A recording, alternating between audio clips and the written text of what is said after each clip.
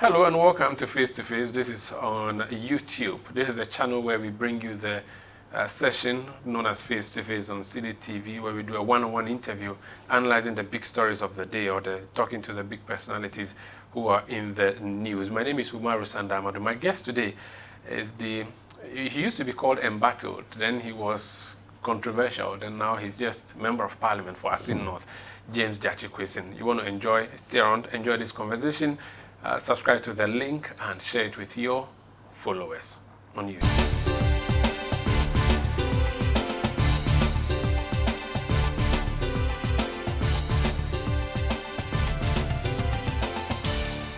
Now, when Parliament or Ghanaians returned the verdict after the 2020 general election, Parliament was a hung one. In fact, the NDC claimed it had majority, the MPP claimed same.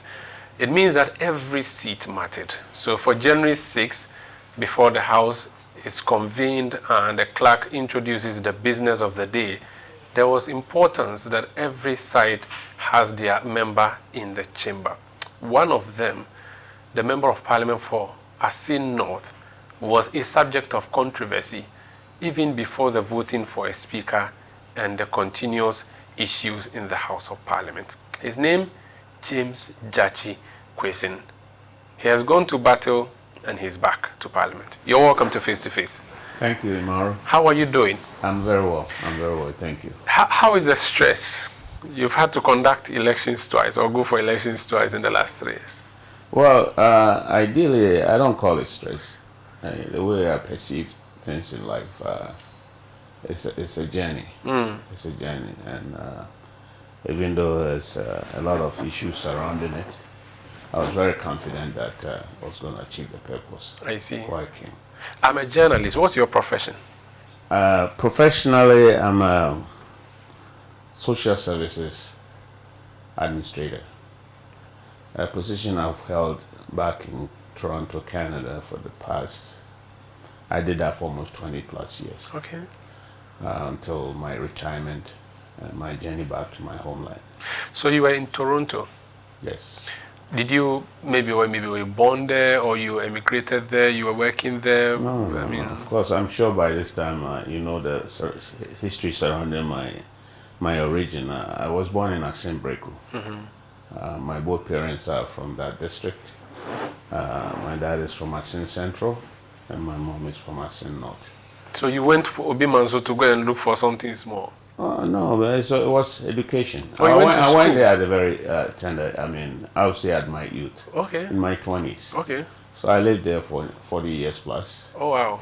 After my secondary school at Infantsville, I made a journey to, I was admitted to a college and then pursued my university education, and obviously I got into family situation and settled. So you married there or you married here? I married there. So your wife is from Ghana? Yes. Your children? Yeah. But you held a citizenship of Canada in addition to the citizenship of Ghana? I've always been a Ghanaian as well as Canadian from that time. Okay, yes. So that, of course, because you were working there, is logical. You had the citizenship and all of that. When did you decide to come back to Ghana to do politics? Well, this idea of coming back to the homeland to assist my community, or at least to engage with them, it started sometime in 2016. Intermittently, my parents were visiting, my mom and dad, and my last time my mother visited was 2008. Sorry, back 2004. As in visited, she came to Toronto? She came to Canada to spend time with the rest of the family, and she was there for 4 years straight. Okay. Just before she was leaving to come back, that was 2008. She had a one-on-one discussion with me, just maybe as you're doing now, and said she really appreciates all the effort that I put in life there, but she's going to ask me one thing, to turn my mind back home, to come and see the condition of life of the people there. Don't forget, she was a queen mother in Assin North. So she's held that kind of role of leadership position there. So it's always on her heart to see the well-being of the people. So when she said that to me, and also I'm a royal in Assin, based on the fact that your mother is a queen mother, I can be a king or chief in Assin Breku myself. So when she mentioned that to me, I started to think about it. And even prior to that, I had a very close relationship with our late president, Professor Mills. Yeah. Okay. Professor Mills came to Toronto back in 2011, barely a year before he passed away. And we organized the NDC chapter there to have a meeting with him. He was very close friends to one of my uncles. And so during his swearing in that time, I had come to Ghana to witness it and to offer some moral support. So in that sense, we had a similar conversation, and this is even before my mother's, no, actually after my mother's. So one thing Prof said was, he calls me Junior, because my dad bears the same name as mine, James Gyakye Quayson. Okay. He says, Junior, you should all people like you should come, and I'm quoting him. He spoke Fanti? Yeah. How did he say it? I said, Quayson, Junior, one refi and one more. Now, your opponents, what's he in your cratchy for? Now, once one brand no more boy now. What's he in any veranda boys in age? That's exactly what he said. So, to it, NDC are not a cratchy for. Yeah. So you should come home and show to them that there will be we have more people abroad like who can also do the work. Exactly. I see. So, I mean, that was in person. And at that time, to the ambassador, Ambassador Texan was the one representing Ghana in Canada. He was also an old schoolmate in Fansfield. So we were very close friends. So three of us were having a dinner engagement, and this conversation transpired. Of course, when he passed away, I came to the funeral as well. So with my journey back home is, so 2016, I gave it a thought. Before 2016, so prior to this, were you actively involved in NDC politics over there? Oh, yes. Okay. I was the vice chairman there. Okay. There we call it chapter. Of Canada or Toronto chapter? We had Toronto chapter. Okay. Yeah, Toronto chapter is one of the biggest, I would say. Okay. And then, but our chairperson was in Montreal. I see. At the time. Yeah. Okay. And then 2016 came. 2016 came. Before 2016, maybe 2015, thereabout. Yeah. We started giving it thoughts, and so 2016 came, and I was invited by the chiefs and elders in Breku to come and try to help with the take over the seat and see about development, which I've been talking to them about all the time. I think as a part mission in 2012, 10. Okay. After my mom came to Canada and left in 2008. She left, the last time was May 2008 she came back. My dad had also joined her in 2006. Mom came 2004, Dad joined in 2006, and they both returned in 2008. Unfortunately, 2010, my mom passed. Sorry. So, Father started giving me that inner thought about what she had discussed with me. So at the funeral that time, it was just at the end of 2010 December, 28 December precisely, when she passed away. So we came back with the family, and they didn't have any proper grounds for hold a funeral. I mean, in their own standard it was okay, but looking at the number of people that were coming, we had to find ways and means. And so we did that at the school park, and I told the chiefs and elders, when one of these time permits, I will come in and try to see the best I can do to develop a place for them. So then I went ahead and built a community center for them on my own in 2012. This is after my mom's funeral. And so 2016 now, when I was invited to come down, I came, and the NDC party decided for me to go unopposed. You went unopposed? Sorry, not unopposed. There was the primaries where it was open. So at that time, we even had an NDC member of parliament. The elders and everybody encouraged me to move on with it. But anyways, at the end of it, we lost the primaries. So you contested the primaries of 2016 and lost? Yes. At the time, Were you still a Canadian citizen? Yes, I was. You hadn't renounced? No, because the party didn't require that. Okay, for the internal primary. I consulted with them and they said it wasn't necessary until, when you're selected, and of course there's a process that you have to take. So you left 2016, you went back to Canada? I went back. Then 2020? Continued with my employment and everything. In 2019, I came back. Because in 2016 election, we lost the seat. Yeah. I said, no, there's a very swing seat. We lost the seat to NPP. I think that was a time when there was a sweep of NPP, MPs taking over. And so I came now 2019. It was clear that I should not be contested. And so they offered me to go unopposed. So the party decided you should go unopposed? The party, the constituent, the executives, and everybody, chiefs, elders, everybody were put their thought together. And no one raised the issue of your citizenship at the time? No. Okay. So the same process, right? I went to the vetting and everything. So then right after, this was conducted, I think, very end of July 2019. So I left, I remember leaving August 1st and arriving in Toronto August 2nd. So the December 2019, because I had already checked to know that it takes roughly 6 months. At the highest level, 9 months. It tells you precisely. To renounce your citizenship? To get the certificate itself. Okay. But to renounce, you just apply? You just apply. Once you apply, you have your receipt.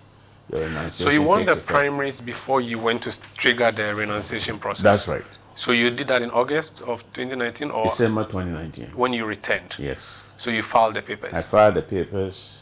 I chose the very date my mom had passed, anniversary date 28, to file the papers. In December? In December. Hoping that in the next 9 months? 6 to 9 months. So between June, May and now August, the latest, you should be receiving the certificate itself. Okay. And at the time, you were not doing matrai makwe. Matrai makwe in Ghana means I'll try and see whether I'll win the seat before I renounce or not. No. You were certain you wanted to renounce? I was certain I was ready to return home. And were you renouncing because you want to run for parliament, or you thought you needed to come back to Ghana, whatever may happen? Well, that was coming back to Ghana was not necessarily a requirement to renounce. You could be a citizen and live anywhere. But ideally, the rules and the regulations bounding you to become a member of parliament is something that I had already researched, and also the party had advised that everything should be intact by August. Okay. So that's why I chose that date. So when you put in the application, did you have to be doing a follow-up, or you just forgot about it and went about your business? No, once you apply, you see, it's a one-way decision. Filing for renunciation of your status in Canada, it's not as if you're applying for visa. Visa, you could be approved or denied, right? But I own the citizenship, and I declare in a form that I no longer want to own that. In fact, they even require you to supply the reasons why you want to renounce, and also require you to have a valid passport of a country that you're going to be a citizen of. So you don't become a stranded person? You cannot be stateless. Okay. That means then you can't move. Yeah. So I had to get my valid Ghanaian passport, which I've already had one. Well, let's go back briefly. Even before that renunciation, I've always had dual citizenship certificate. Okay. Of both Ghana and Canada. And you already had a Ghanaian passport? And I already had a Ghanaian passport. Okay. A valid one. No, so when you put in this application, how frequently were you checking if they would give you the certificate, or you knew that it would be between 6 and 9 months? So it's absolutely 6 to 9 months. Okay. It doesn't go beyond that. So when did it come? It came in November. So that's beyond the 9 months? Way beyond the 9 months. And did they give you any explanation? Even before that, I was constantly checking. After it exceeded the 9 months, which was August, I started chasing with my lawyers in Canada to find out why the delay. Apparently, because of the COVID at the time, all administrative institutions were shut. And I'm sure it was global. It wasn't just Canada. So it was until they resumed work that they started working on all these applications. So your certificate came in November? November. And it was dated November? It was dated November. Okay. By which time you had already gone for the Electoral Commission's vetting, or you had not? No, the nomination you mean? Yes, the nomination. Yeah. I had filed the nomination in October. October. So a month before that. A month before. Did the Electoral Commission guys ask you either a written form or through an oral interview about your citizenship and the certificate that you ought to produce? Do you remember? I recall that on the application itself, the nomination form, where there's a question of if you are a Ghanaian, a citizen of this country. And of course I check yes. In my mind too, there's no section indicating otherwise. So it's either you are or you're not. And I know I am. By birth, by my renunciation, because I acquired the citizenship of another country. So obviously, and I've done the renunciation application already. You see, even according to my lawyer in Canada, when I was putting pressure on her sometime in July, August, she says, James, you don't have to worry about it, because once you submitted the application, you pay the fee, the receipt is there. It's enough proof by court of law to show that you have taken the process to do it. They ask you the reasons why you want to renounce. I even got a letter from my constituency chairperson to let the administrative process there know that it's because of X, Y, Z reasons that I'm running for an office, and that requires me to renounce it. All that is part of my application to renounce it. So in the paper you ticked that you were a Ghanaian.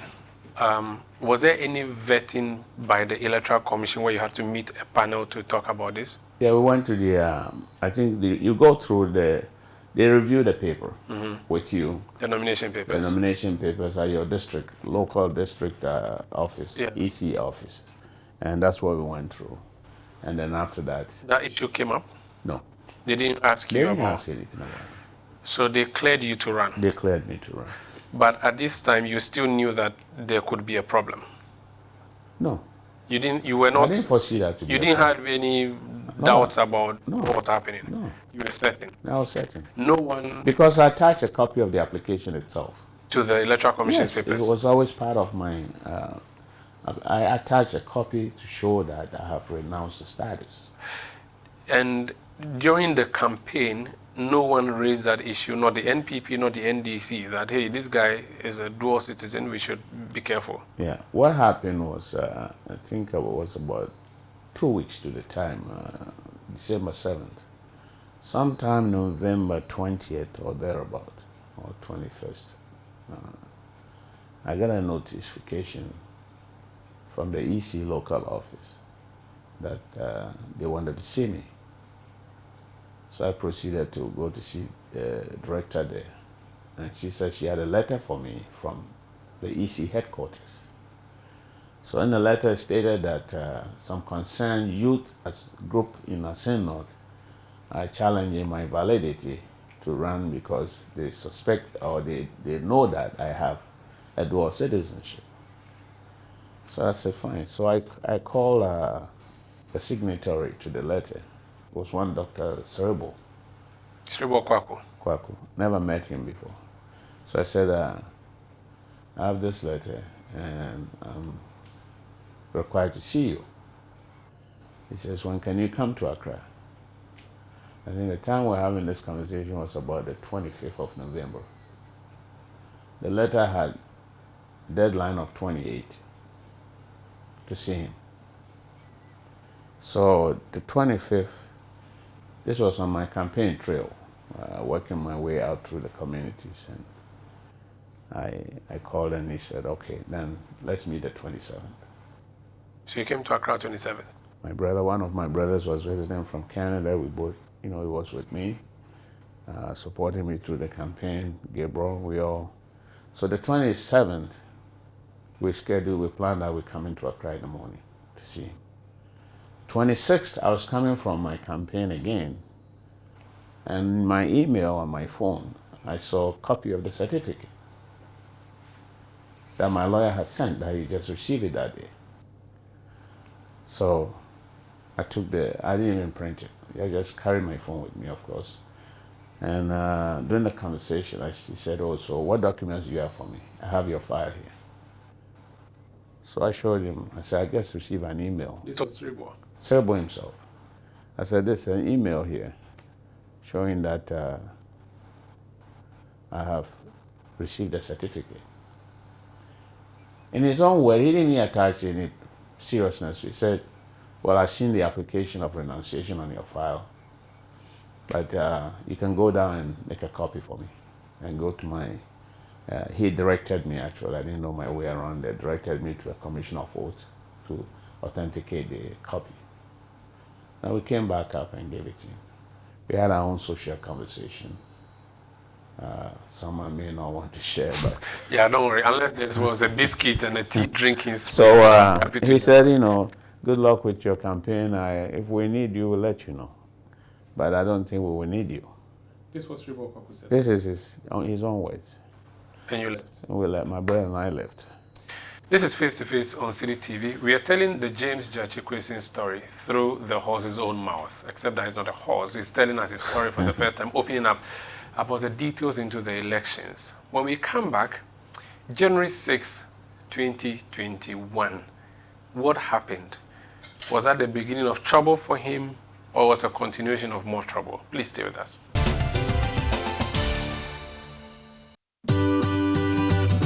City TV is live on DSTV. Find us on channel 363. On GoTV, we're on channel 117. And on HD Plus, get us on channel 108. On a digital TV, run a new search, but take note that without an antenna, you cannot access City TV. City TV can be accessed on any free-to-air digital box like the GoTV and HD Plus boxes. City TV, it's your world.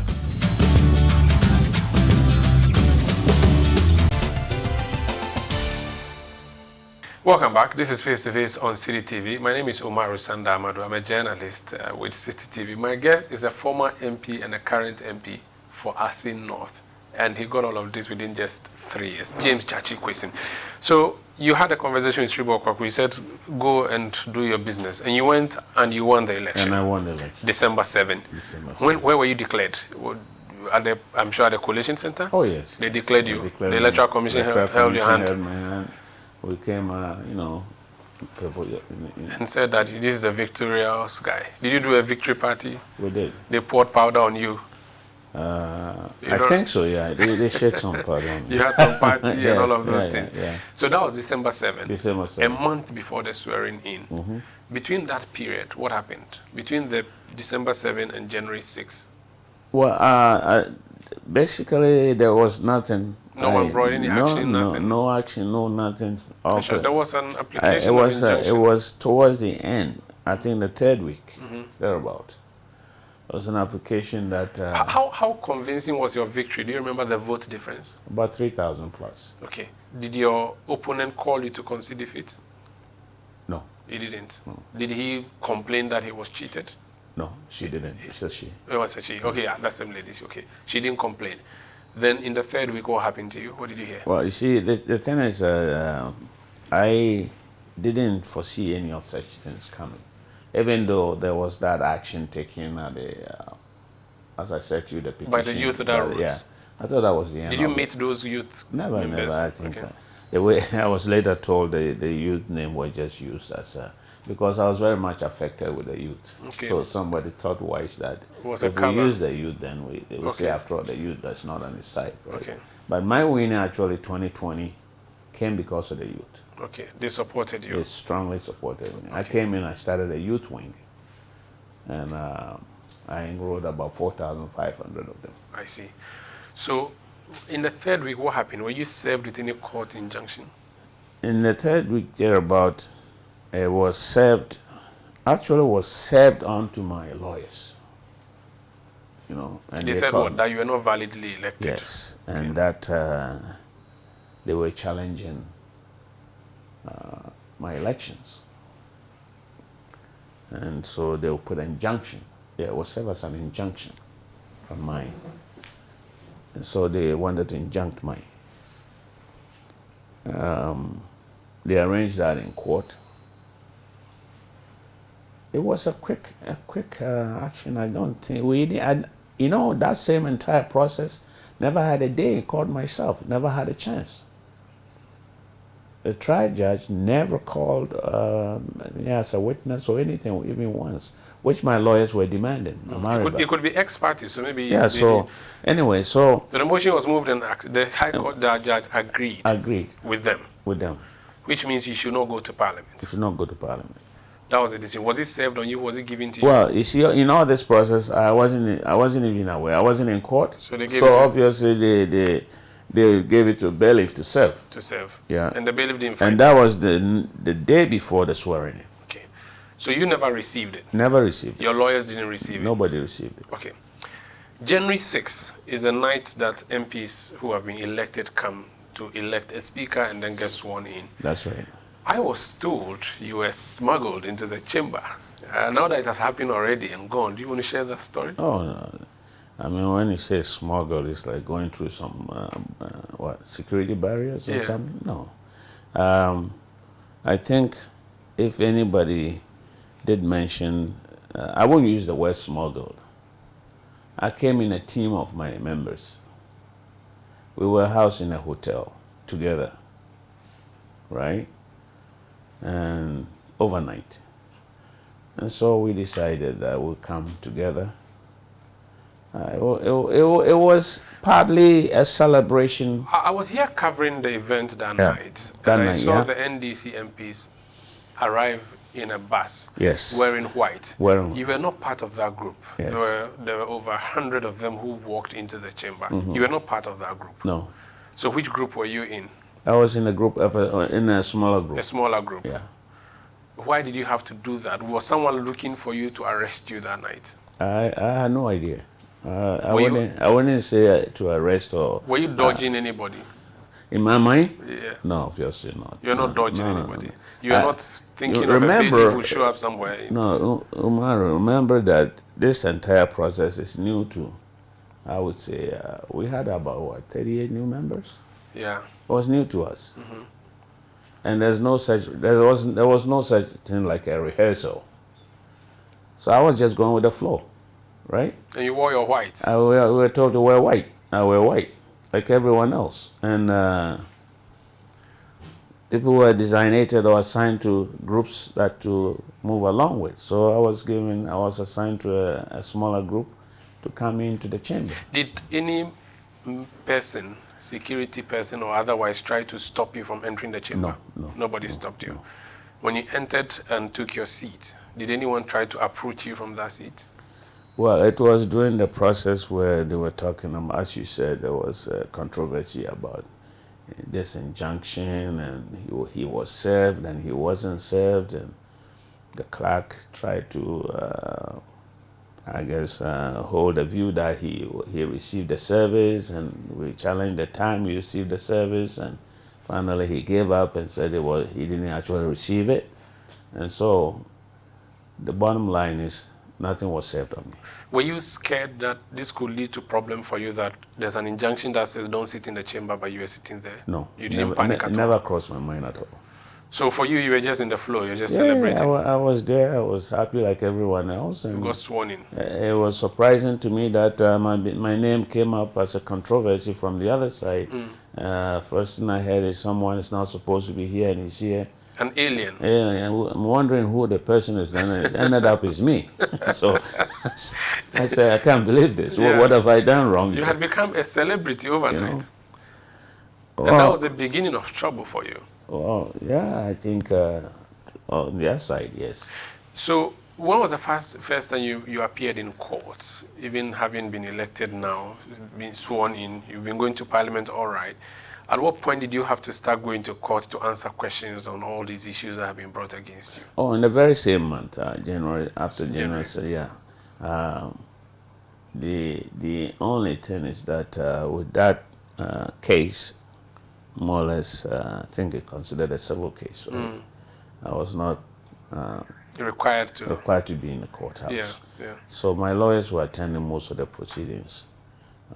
Intermittently, once in a while, I'll go myself just to be familiar with what the process is all about. And let me hold on to the legal matters. How were you doing your work as a legislator? You are a member of parliament. Your job is to help make laws. Were you able to do that? Because parliament was a new thing to you. Were you able to learn the ropes, know what to do? Oh yeah, the first year, as I said, when the matter was still with the lower courts, with the Cape Coast High Court, that went on for almost 6 months or thereabout till July 2021, when they had their ruling. Right. So for the first 6 months, as I said, my lawyers were appearing most of the time. I was functioning normal. In parliament. You see, the thing is, until you've been through and through with my thoughts, and maybe my experience does not shadow or cast any what would I say? Doubts? Well, you could say doubt, but I never harbored anything that I've done anything wrong. Up till today, I still think I did what is required of me. And I also came with a vision to help promote the development of my community. How were you able to do that over that period?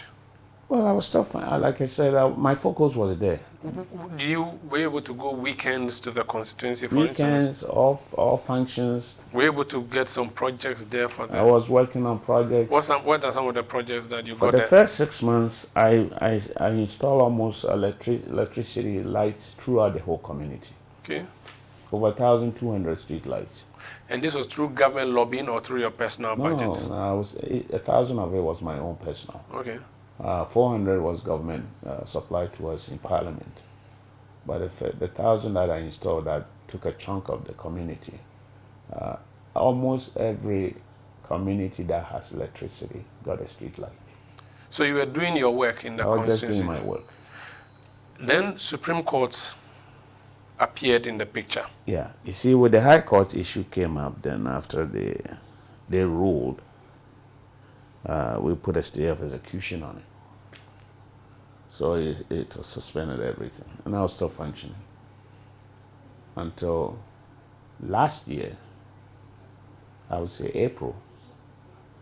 Last year being 2022. 2022, when Supreme Court gave a ruling that I should not be holding myself as a member of Parliament. How did you feel that day when the gavel landed on that decision that you are not supposed to be acting? You know, I was surprised, because you see, the apex court, in my basic knowledge in law and legal proceedings, is they always reserve the final decisions, or decisions that are not appealing to you. Go there for review and get clearance.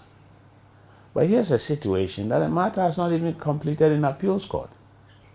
And then they're going, the very same interpretation that we're seeking for Article 92A for it is which they rejected on my lawyer's side, is what the other side brought, and they upheld it and said, okay, now don't hold yourself as a member of Parliament until this matter is finished. So how do my people get representation? During that period, I ran into you in Parliament. I saw you around Job 600. It's almost as if at the time the chamber was a no-go area for you. Absolutely. So how were you working? Well, I was just doing my normal administrative duties. But you can't enter the chamber? No, because I was under the. You see, this was not a rule of law. You didn't think it was a rule of law?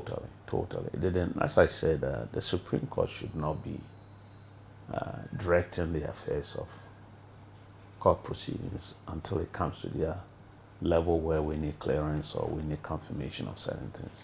But here we are. We have an stay of execution on a matter. It's going through the appeals. Appeals has not even exhausted its time. And then suddenly Supreme Court jumps in and says, don't do we are passing a ruling. You see, this was during a time where we were having major issues with the e-levy. I remember very well I was summoned to court that day when e-levy was tabled. That was the time. From that moment is when I couldn't go. And the ruling. And you think it was supposed to save the e-levy? Yes. Because our position, minority group position, was that we are not in favor of it. And this was something that the executive felt is strongly that it would save their affairs, their own affairs of running their finances. Obviously, we've all come to bear that this didn't work. But all the same, that was, at the time they felt this way. They were projecting some numbers, as you know, 6-point-something billion. And so then they had myself in court that day, and so my people then decided to walk out because then it wasn't balanced, right? You can never get them in, majority of them in the house, because some are ministers, some are on a state sponsored. But it didn't end there. Eventually, you were told that your name ought to be removed and that your voting, your election, your swearing in, everything you've done in the chamber in the past should be expunged. Yeah. Well, I think that was the latter part. Yeah. Yeah. The first, the ruling they had to restrict me was in April 2022. Now, what you're talking about now was just about 2 months ago. Yeah. In May. That then they came up with their final ruling that I should not be have been pronounced as a member of parliament in the first place. Yeah. So it got to a point where I realized, I've always believed in rule of law. I mean, I trusted that this is going to be. You see, the difference. I'm even surprised till this date that a Supreme Court of a nation cannot even identify the difference between citizenship and allegiance. See, this matter is about allegiance, It's not about citizenship. Explain the difference. The difference, if you see, the allegiance, you owe allegiance to another country. This is foundation. The allegiance came about during the colonial time, when the British annexed a lot of these colonies. If you recall, some of our great-grandfathers even fought in the Second World War. They were not British subjects, but Gold Coast at the time hold allegiance to Britain. And they did that for that purpose, to protect themselves, because they know they didn't have the numbers. That time there was a scramble for nations. They didn't have the numbers to go fight their wars. So that is why at that time, a Ghanaian or Gold Coast at the time, Nigerians could go to Britain without even a visa. But in your case... But they were not citizens of Britain. You see what I'm saying? So I'm trying to get yours. You were a citizen as of the day you filed. Yes. In Canada. Yes. You were a citizen of Canada as of the day you filed here to contest. Yes. So your point is that even though you were a citizen, you didn't owe allegiance to Canada? No, you swear an allegiance. Okay. And you had unsworn it? And you unsworn, as soon as you submit that application, you have unsworn that allegiance. So for you... So the certificate was just a form of a confirmation to say that I don't have nothing to do with this. But otherwise, that should not be the subject of... So for you, you were a citizen, all right, legally speaking. Yes. But in terms of allegiance, you did not. You did not. It was Ghana. Yes. You argued that point out in the Supreme Court and you lost. But you still think that it was a point that should have been considered? Yeah, they should have. I'm sure that they can't all of them be naive about it. Somebody should know about that. But regardless, we've gone past that stage. I realized then at the time that it's a waste of time for me to fight us.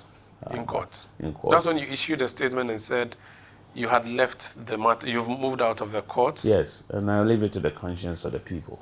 Right, because it sounded as if you had given up, thrown your hands in despair. You had given up. You just pack bag and baggage and go back to Canada. But that was not to happen. That was no. I didn't come because of what the court's decisions were. I came because of my people. right? And I still have the support of my people. I came for Assin North. At the time that you were going through this period, and I'm sure it must have been stressful and frustrating, did you not ask yourself, "Mi baha beyede"? Well, Umaru, I've asked myself that many times. That why am I doing this? The response I get back is, if you don't do it, who's going to do it? Right? And I may not be too extremely religious, but this process has really strengthened me, religiously. That our Creator will never give you anything, any task that will go beyond you. He will always make sure you can handle it. There were times when I questioned myself, and I came to a point. I said, now I understand why people like Mandela and them survived 27 years in detention. Some people, he wasn't a street person, mind you. When Mandela was captured and put into jail, he wasn't a street person. He was a leader of a huge political party. I use the word street person because he would have been toughened a bit, street life.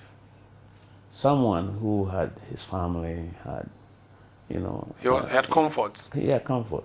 But he was able to stay in jail for 27 years. I asked, one time I was reading about his, and I said, well, how did he survive?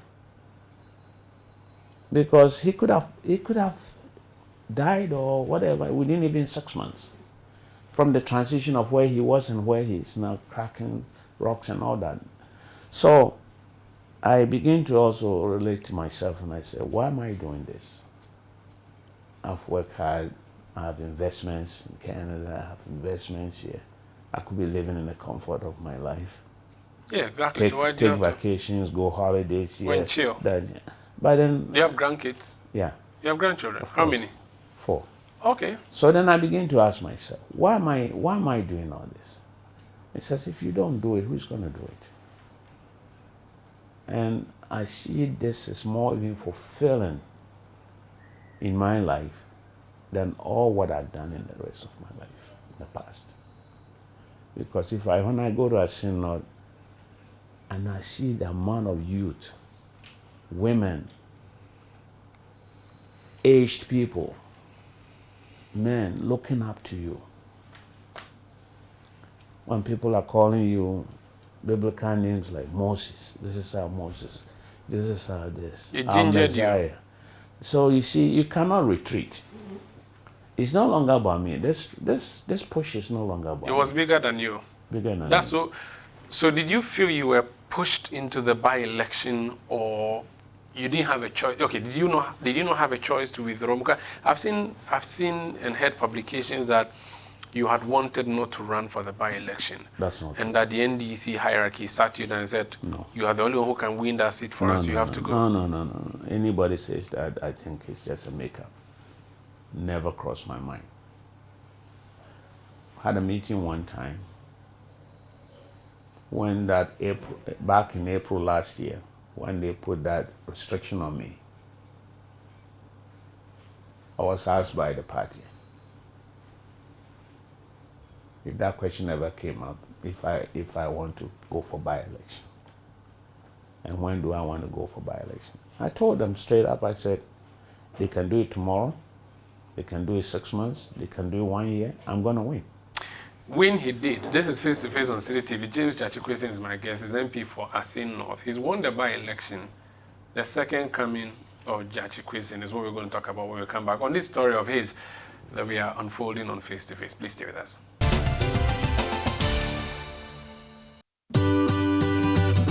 City TV is live on DSTV. Find us on channel 363. On GoTV, we're on channel 117. And on HD Plus, get us on channel 108. On a digital TV, run a new search, but take note that without an antenna, you cannot access City TV. City TV can be accessed on any free-to-air digital box like the GoTV and HD Plus boxes. City TV, it's your world.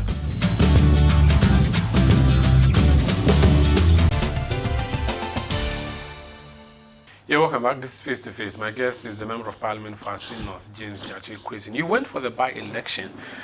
We heard that there was a lot of inducement of the voters. You played your part, didn't you? You also gave money. Money? Myself? Yeah. No. You didn't give money? I never give money for votes. How about sewing machines, fridges, television sets, anything? No. If I gave anything, it was something, all the items that were logistics that were geared towards the needs of the people. I gave out machetes for their farms. I gave out weedicides. You were inducing them. You were buying their votes. I don't call that votes. These are items I wish I could get for them. In fact, the government at the right time itself, who is at the time not seeking for votes, will give items such as that to farmers. If you give a farmer, well, it may be the timing. Yeah, so the timing. If the timing is when you thought you're talking about, I don't even think that it is something we've put. In fact, as late as last week, we got some Wellington boots, some weedicides from the government, from a common fund administrator. And you went to distribute. And I just came back yesterday. But during the period that you were going for the by-election, anything you give to the people was interpreted to mean you were buying their votes. You accused the government of doing that. You even sang for them, funny form. You said they were distributing 200 cedi notes and all of that. You were guilty of your own accusations. No, Umaru, I wouldn't say. You see, we have to explain the process and how certain things happen. Consider a member of parliament who has been restricted for over a year, 14 months to be precise, until the time of the by-election, April 2022 until June 2023. My engagement with them could even be perceived as, breaching the law. Don't carry yourself as a member of parliament. And suddenly, the opportunity is now open. There's a by-election coming on. I've taken a nomination. I'm going to run. Like every other campaign. The people had already expressed some of the things they need. I will never give them what they don't need. I had a list of communities that needed boreholes. I had a list of communities that needed community centers. List of communities that all items they needed. So I focused on those lists for the past 14 months, which I couldn't do. And I said, here is my list. This is what I can do for the people. So you started delivering that. Now that you're back to the chamber, does it feel awkward, odd? How are you feeling now that you've returned? No, it's not awkward. I'm back to where I belong in the first place. How is it feeling like, having gone and won the victory at the polls, despite the pendency of the court cases and all of the issues? You mean in terms of relationships? No, what's your feeling? I mean, how do you feel that you were hounded out of the chamber, you've gone, and the people have voted for you to come back? I don't see it as of course it was a setback, but I'm also happy to know that I've come back to do the work I can do for the people. You weren't afraid that you would lose the by-election? No. Before the by-election and even after, the Attorney General decided that you're going to be in court every day. Yeah. What's your view on that? Daily trial? I think the daily trial... And the court affirmed it. This came up during the campaign because the way I read into it is to find ways and means to probably restrict me from holding on to my campaign and, gaining the grounds for a possible or a win. So the best they could do, you see, it has even reaffirmed also that all along I never believed that the government can be involved with the courts. But now you do. Now I'm convinced that an AG can just walk into the court and request that this trial be, before we're going weekly or at the most, at the earliest, mostly 2 weeks. And suddenly come every day. In fact, I was on campaign trail, and you know what? I came from my constituent to court. That time the court was, if I recall, was 10 a.m. We finished, no, actually it was 12. With 12 to 2. We finished, and by 4:30, I'm in my constituent. I'll campaign till about 11 p.m. That's what you did before the election? I did from the time they were summoning me to come on a daily basis. I did that consistently. And even now that you're back to the chamber, you're having to still do the daily trial. And your colleagues have said that they're going to keep following you. Yeah. Well, they call the daily trial. No, the daily trial is not something that is taking place right now. I mean, it's no, because you're on recess. Yeah, no, but if no, you were no, not. no. Even the last time, I see. I have to give a bit of credit to the trial judge now. Okay. Even the last time we went, it was adjourned for, I think, 8 days later. You know, I think that's why I'm saying. But do you during foresee during the elections, that pressure of the daily thing was there, but obviously it didn't work. I even made a joke and said they can give me a chamber in the court, and I'll sleep there and still win the seat. I didn't have to be on the ground, you know. There's a bigger issue that faces you now. Yeah. Aside the legal civil cases against you, there's a criminal case, a possibility of you going to jail because you committed what the Attorney General believes to be perjury, that you have lied on oath. You're having a criminal case against you now. You're a grandfather, a father, a husband, and all of that. You're not scared that you would end up in Insawam? No. Why should I? Why should you? You know, I believe in a justice system. I'm sure I cannot comment too much on the details of the case. But all I know is that, you see, the fundamental issue about any judicial matter is, does that person intended to commit the crime? Did he plan it? I have not planned anything of such. How can a person who holds a dual citizenship, right? You know, you get dual citizenship through Ministry of Interior, where you have to present your 2 passports. Your Ghanaian passport, your Canadian passport, and then they give you a green certificate, which is your dual citizenship.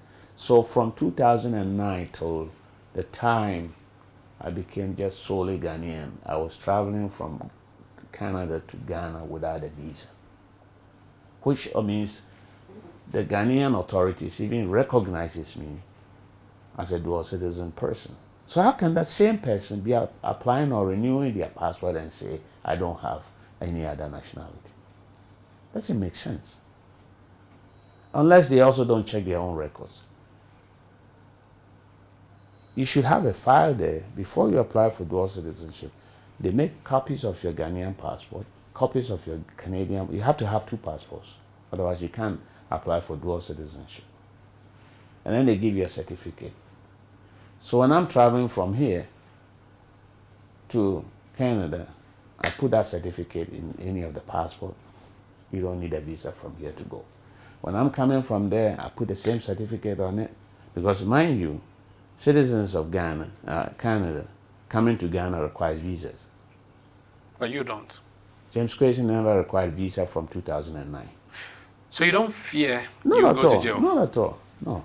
You're sure you'd come No, out victorious? no. I you know, my strongest conviction is that this is just a matter of time, and that see, when you believe you've done the right thing, you shouldn't be afraid. You trust the court to return a positive verdict for Very you? much positive. You trust your lawyers? I trust my lawyers. I trust the conscience of the people. Will you run again for Assin North in the future? Well, if they ask me to run, of course I will. But for now, you're going to do your work as a member of parliament? I'm a member of parliament I'm very proud to be the first gentleman of Assin North, and I'm going to work for my people based on all the the vision I have and also the faith they have in me. I'm going to deliver to them.